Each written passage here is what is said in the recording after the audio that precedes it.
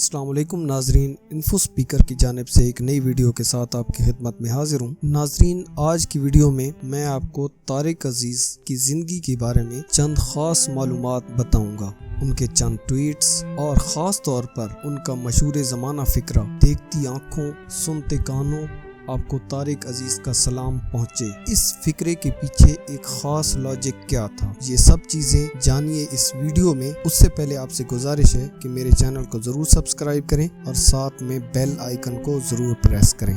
ناظرین، پاکستان کے معروف ٹی وی میزبان اور طارق عزیز شو اور بزم طارق عزیز جیسے شہرہ آفاق ٹی وی پروگرام سے شہرت پانے والے طارق عزیز اب اس دنیا میں نہیں رہے۔ ان کا انتقال لاہور میں ہوا اور ان کی عمر 84 برس تھی۔ جلندھر میں پیدا ہونے والے انتہائی نفیس شخصیت طارق عزیز نے ریڈیو سے کیریئر شروع کیا، جبکہ 1974 میں نیلام گھر شو کا آغاز کیا۔ وہ پی ٹی وی کے پہلے اینکر ہونے کا بھی اعزاز رکھتے تھے۔ انہیں ان کے پروگرام نیلام گھر سے ملک گیر شہرت حاصل ہوئی۔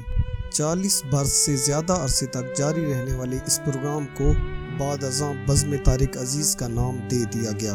انہوں نے بہت سی فلموں میں بھی کام کیا، جبکہ فنی خدمات پر انہیں 1992 میں پرائڈ آف پرفارمنس ایوارڈ سے بھی نوازا گیا۔ طارق عزیز 1997 سے لے کر 1999 تک رکن قومی اسمبلی بھی رہے۔ وہ ادیب، شاعر اور فنکار تھے اور اردو ادب کے فروغ کے لیے کام کرنے والی نمایاں شخصیات میں شامل تھے۔ طارق عزیز کے ایک گہرے دوست پروفیسر فتح محمد لکھتے ہیں کہ ایک دن طارق عزیز نے بتایا کہ طارق عزیز شو کے حوالے سے مجھے بہت سے خطوط آتے رہتے ہیں۔ ایک دن ایک اندھے لڑکے نے لکھا کہ میں آپ کا پروگرام دیکھتا ہوں، آپ مجھے سلام ہی نہیں کرتے۔ بس پھر ایک دن یوں ہی اچانک فکرہ ذہن میں آیا، دیکھتی آنکھوں سنتے کانوں آپ کو طارق عزیز کا سلام پہنچے۔ آپ ایک محب وطن پاکستانی تھے۔ انہوں نے وصیت کی تھی کہ میرے مرنے کے بعد میری تمام دولت حکومت پاکستان کے خزانے میں جمع کرا دی جائے۔ ان کی چند ٹویٹس ملاحظہ فرمائیں۔